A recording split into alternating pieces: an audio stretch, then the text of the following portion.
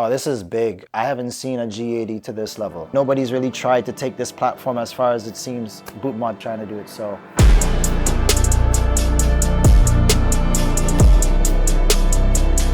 My name is Randy. This is Chassis Stop as well as Optimo Auto. We do everything from custom fabrication, building race cars, pro mods, pro street cars, exhausts, as well as any sort of custom fabrication you need for any components. So we put a 25.3 inside this car mainly because of the weight and class it's racing in. The lower number that you see when putting a cage in a car, that is usually spec'd to the weight of the vehicle. The cage is Chromoly. We always use Chromoly predominantly for the weight and the strength. So the Chromoly by itself, where it attaches, you've got 6 pads on the floor which attach to the main connection points, and you also tie that bar underneath under the transmission, and then you tie it in the front as well, and then you've got the X's on the doors that also stiffen it, as well as the X in the back that crosses across the back of the vehicle as well. And then around the driver you've got, you could kind of say it's like a halo on a Formula 1 car.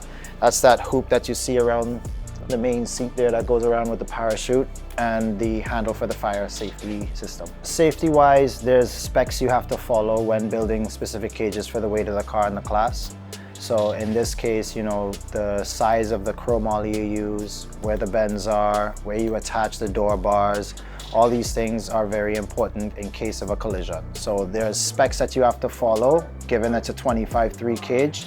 So as another example, if it was a heavier car, it might be a 25.4 and so on and so forth. I think there's about 10 different specs of cages you do, from 25.3 all the way up to like 25.10.